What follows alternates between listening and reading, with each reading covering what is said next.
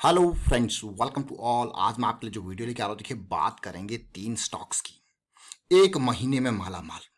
आपको यकीन नहीं होगा, लेकिन अगर आप लर्निंग को अर्निंग से ज़्यादा प्रायोरिटी देंगे तो आप बहुत कुछ सीखोगे और स्टॉक मार्केट में लंबे खिलाड़ी बनने वाले हो। अब आप कहोगे कैसी बातें कर रहे हो। इन तीनों स्टॉक्स को देखिए तसल्ली से, और आप इन तीनों स्टॉक को जब देखोगे समझोगे तो आप कहोगे वाह भाई मजा आ गया। चलिए कौन से ये 3 स्टॉक्स हैं, स्टार्ट करते हैं इन तीनों को एक एक करके। सबसे पहला स्टॉक है एनबीसीसी इंडिया लिमिटेड, दूसरा स्टॉक हमारे पास है ओएनजीसी और तीसरा स्टॉक है एमआरपीएल। इन तीनों स्टॉक्स में खास बात क्या है? इन तीनों स्टॉक्स में खास बात यह है कि भागने से पहले इन तीनों स्टॉक्स को हमने बिल्कुल ऐसे टाइम पे पकड़ा था कि आपको यकीन नहीं होगा। बहुत सारे लोग कहेंगे भाई एक्स्ट्रा डेट है, कंपनी का प्रॉफिट पिछले 3 साल से नेगेटिव है, लेकिन इन तीनों स्टॉक्स में एनबीसीसी हमारा सबसे कामयाब स्टॉक निकला। लेकिन सबसे पहले हमने इसी को पकड़ा था। ओएनजीसी और एमआरपीएल तो अभी कल ही वीडियो क्रिएट किया था, आपको यकीन नहीं होगा, लेकिन जरा रन देखिए। आज की डेट में एनबीसीसी ने आपको 15 से 16% और एक टाइम पे ये स्टॉक 51.40 यानी कि 18-19% तक उछल चुका था। कितना इंपॉर्टेंट।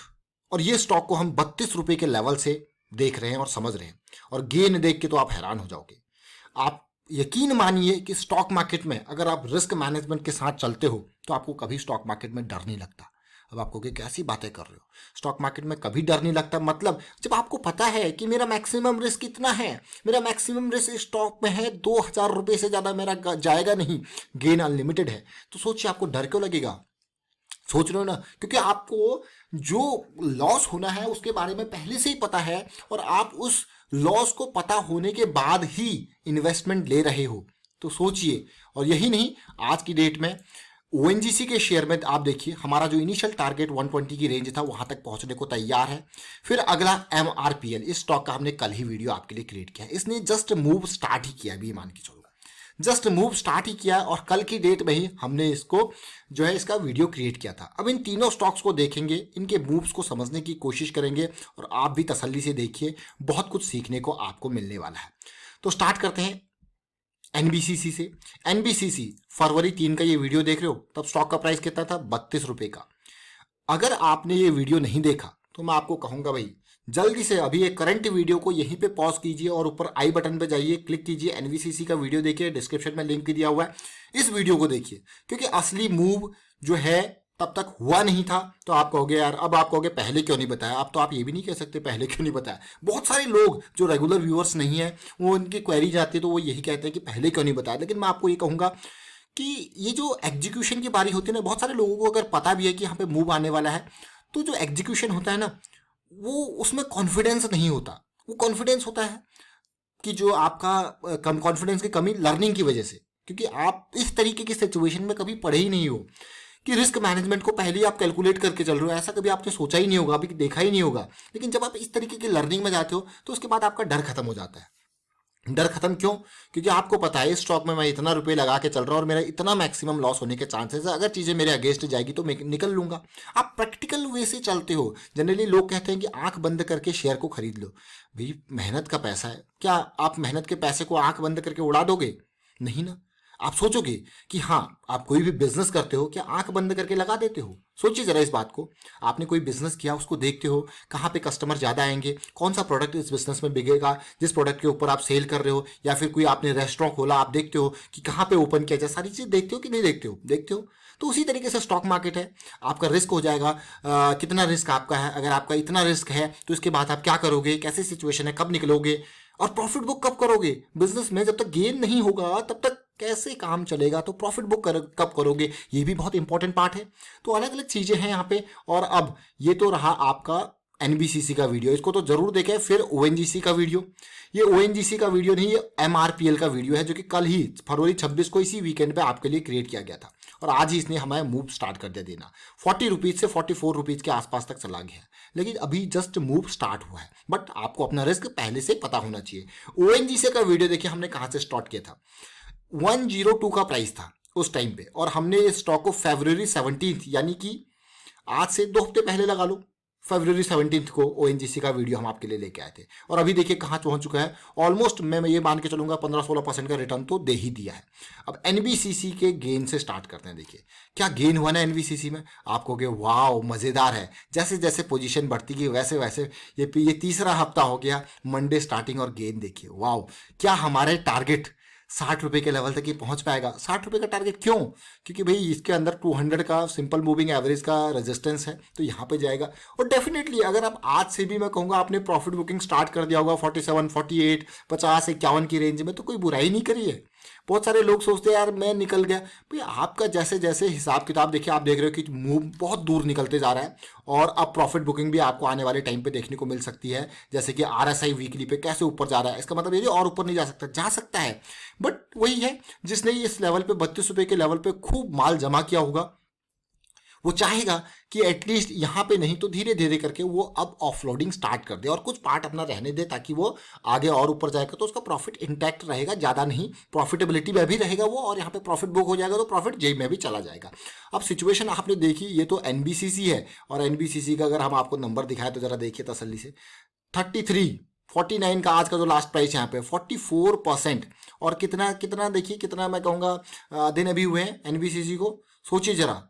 आपको यार ये तो बहुत ही बढ़िया बात है भाई, एक महीने के अंदर आप 40% का अगर गेन ले लेते हो तो कितना अच्छी बात है। 40% कम होता है एक महीने के अंदर, एक फिक्स डिपॉजिट में आपको साल भर लग जाता है गेन लेने के लिए 7 से 8%, और एनवीसीसी में आपने 40%। अब the most important part, how much was your risk? आपका गेन तो मैं 32 रुपए के लेवल से अगर देखूं तो अभी तक ये ऑलमोस्ट 60% का गेन आपको दे चुका है, ये मान के चलिए 50 से 60%, 50 मान लीजिए राउंड ऑफ करके। लेकिन ओवरऑल अगर मैं पिक्चर आपको दिखाऊं, यहाँ पे आपका लॉस कितना, जो रिस्क था अगर वीकली के बेसिस आप लेके चल रहे हो तो ऑलमोस्ट 6 से 7%, 8%, इतना रिस्क।